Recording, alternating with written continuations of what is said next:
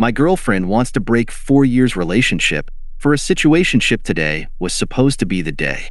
I had everything planned for weeks. Reservations at the rooftop restaurant where we first met, her favorite flowers, peonies, pale pink, and a ring that took me 3 months to save up for. Emily and I had been together for 4 years now, both of us 30 now. She was the one, or so I thought. I woke up early, excited, barely able to sleep the night before. My nerves had been on edge. The plan was simple: work through the day, take her out for dinner, and then ask the biggest question of my life. But she beat me to it. She came over in the morning, just as the sunlight began to seep through the curtains. Her face looked off. Not her usual radiant smile that I loved seeing, especially on days like these. It was more like a blank stare, her lips pressed into a thin line. "Jake, I need to talk." I stood there, halfway through making her coffee, nodding like an idiot, completely unaware of what was coming. "I've been thinking, maybe we should try something different. You know, a situationship?" For a second, I thought I misheard her. Situationship? What the hell was that supposed to mean? I set the coffee down, my heart beating faster for all the wrong reasons. "What? We've been together for so long, and I feel like, I don't know, maybe we need to slow things down. No labels, no pressure. Just take things lightly for a while." The words hit me like a freight train. The ring box in my pocket suddenly felt like a lead weight. I looked at her, trying to piece together her expression, trying to understand. "Why today?" I opened my mouth, but nothing came out. I was stunned. "We're good together, Jake," she continued, "but maybe we're just rushing into things. Let's see other people for a while. Keep things open, you know?" Rushing? After 4 years? I could feel my body stiffen, my hands clenching unconsciously. This wasn't happening. It couldn't be.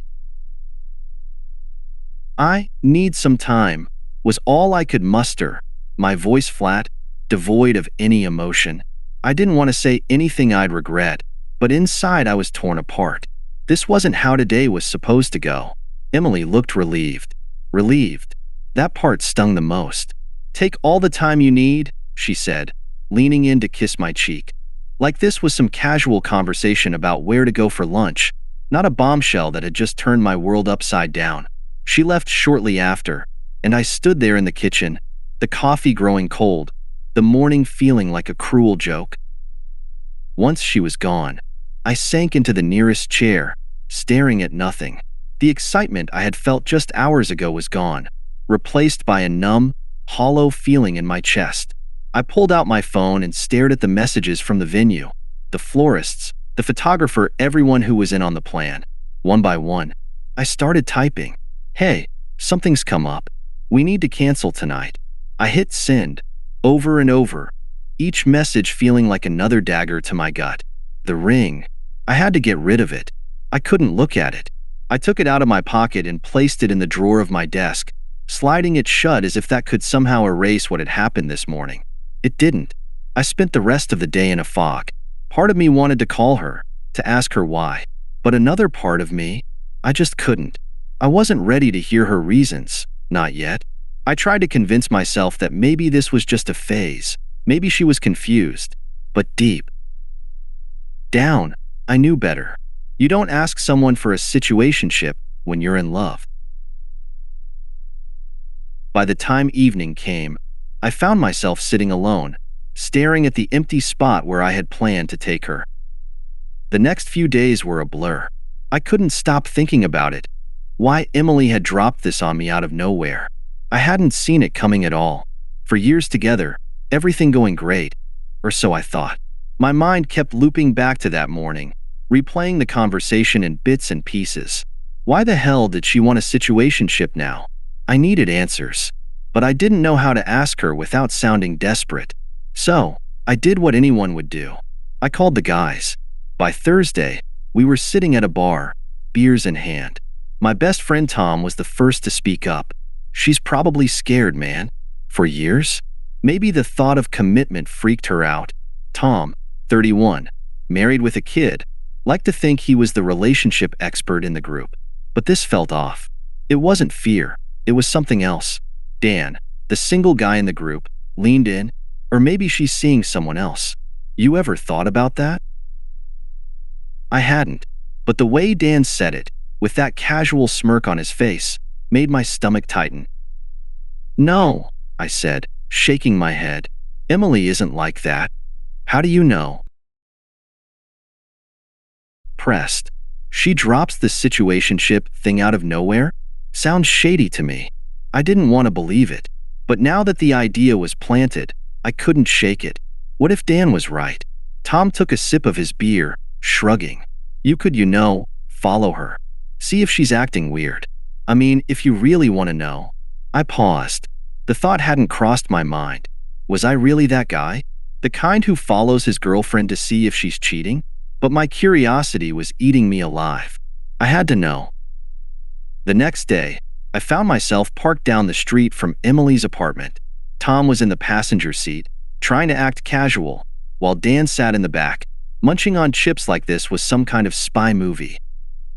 Is this really necessary? I muttered, staring at her front door.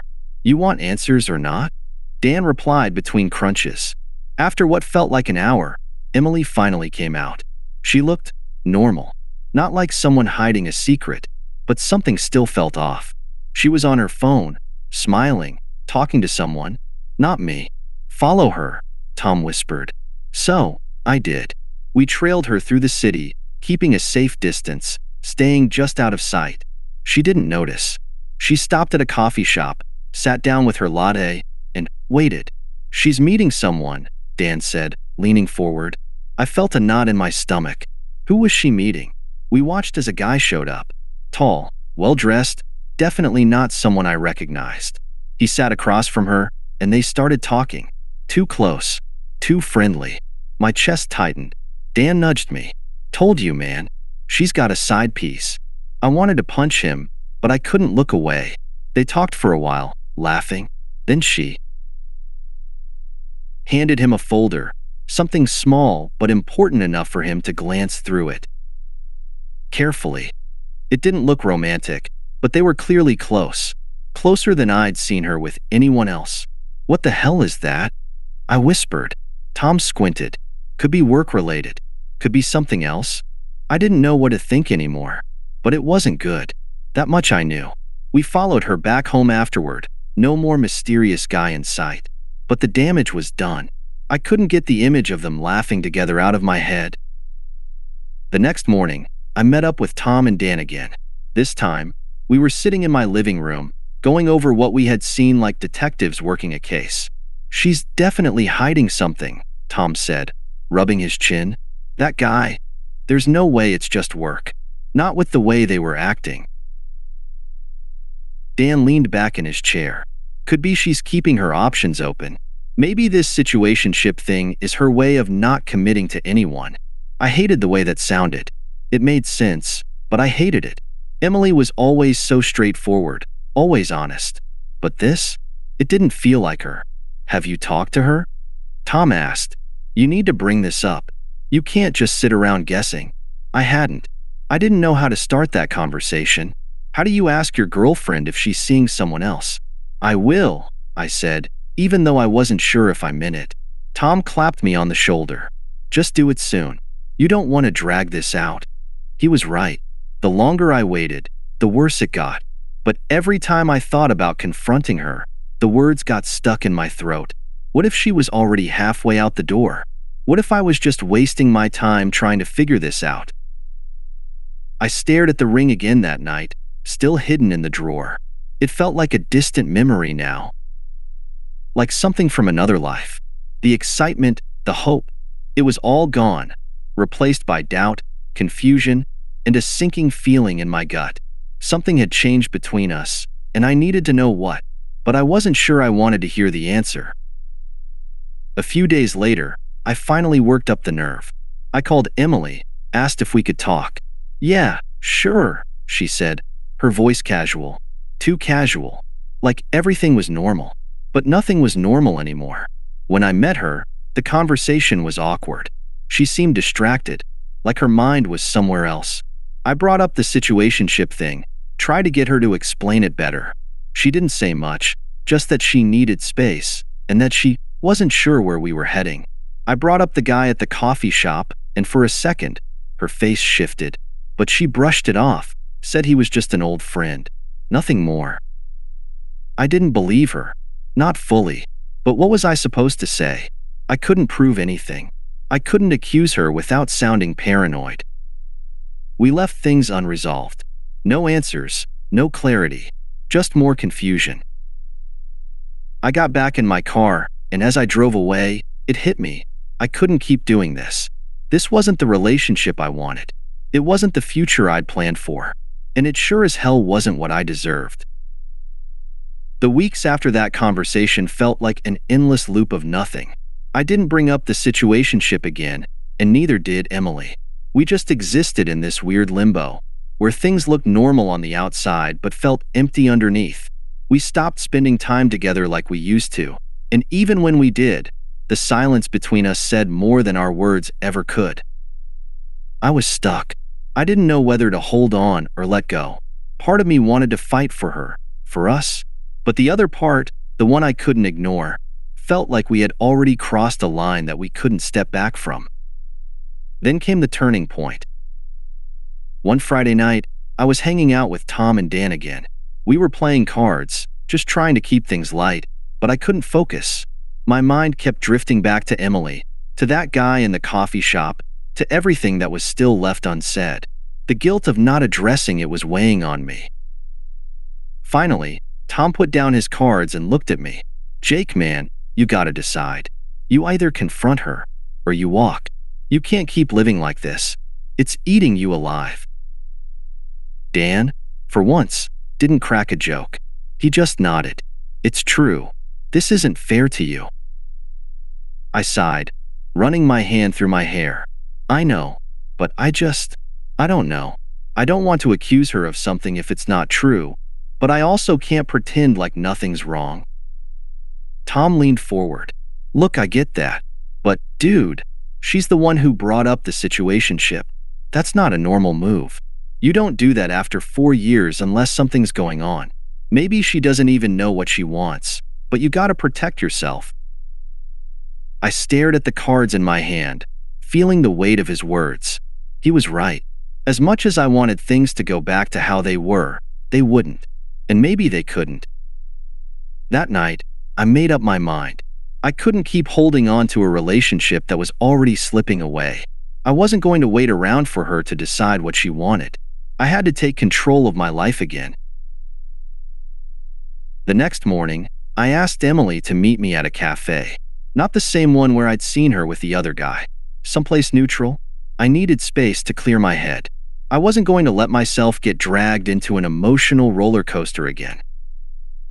When she arrived, she looked calm, almost indifferent, like she didn't have a clue about what was about to happen. She sat down, smiled slightly, and waited for me to speak. "I've been thinking," I started, my voice steady, though my chest felt tight, "about us." Her expression changed a little, like she knew where this was going but didn't want to acknowledge it. "Yeah. I can't do this anymore, Emily. I can't sit around and wait for you to figure out what you want while I'm left in the dark. We've been together for 4 years, and suddenly you want a situationship? I've been thinking about it, and I can't be in a relationship where you're not all in." She blinked, looking surprised. "Jake, it's not that I don't care about you." "I know," I interrupted, keeping my tone even, "but it's not enough. I'm not going to share you with anyone else, even emotionally. I thought we were on the same page, but clearly, we're not. And I'm not going to wait around for you to decide if you want me or not." She looked down at the table, her fingers tracing the rim of her cup. "I didn't mean for things to get like this. It doesn't matter now," I said, cutting her off again. I wasn't trying to be cold, but I needed to be clear. "I think we both know this isn't working anymore." Emily's face fell, and for a moment, I thought she might cry, but she didn't. Instead, she just nodded, like she was accepting it but still didn't quite understand how we got here. "Is this what you really want?" she asked quietly. I nodded. Yeah, it's time. There was a long silence after that. I wasn't sure what else to say, and neither was she. We just sat there, two people who had once been in love, now strangers trying to find the right words for goodbye. Eventually, she stood up, grabbing her bag. I guess. I'll see you around.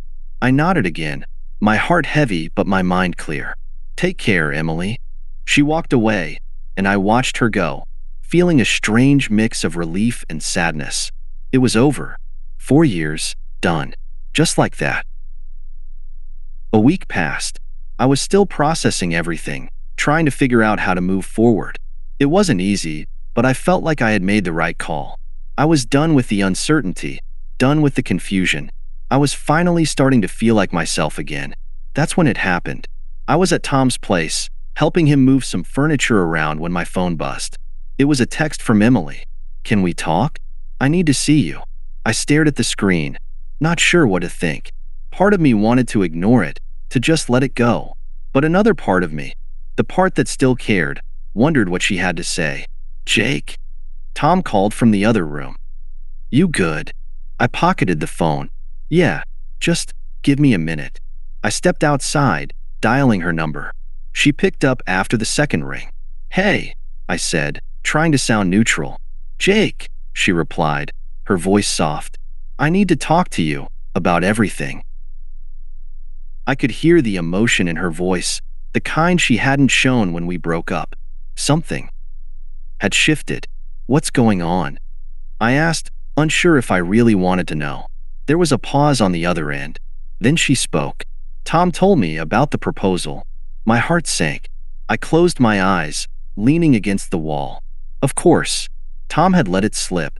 I hadn't told her, hadn't wanted her to know, but now she did. And, I said, keeping my voice steady. Emily took a deep breath. I didn't know, Jake. I had no idea you were planning that. If I had known, I would never have brought up the situationship. I was scared. I thought we were moving too fast, and I panicked. But I didn't realize how much you were putting into this. I listened, but the words didn't hit me the way they would have a month ago. I wasn't angry anymore. I wasn't hurt. I just felt done. I get it, I said quietly, but it doesn't change anything. Jake, please. I want to try again. I'm serious. I made a mistake, a huge mistake, and I don't want to lose you.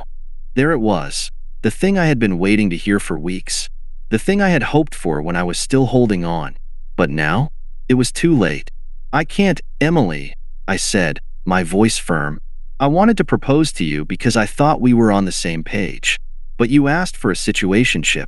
That's not something you ask for if you're in love. We're not in the same place anymore. She was silent for a long time. I could hear her breathing on the other end, like she was trying to hold it together. So, that's it? She asked, her voice breaking slightly. Yeah, I said, not unkindly. That's it.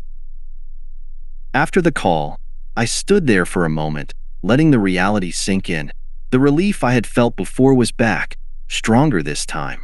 I had made my decision, and for the first time in a long while, I felt like I was moving forward, not looking back. When I went back inside, Tom looked up from the couch. Everything okay? I nodded. Yeah, it's done. And this time, I meant it.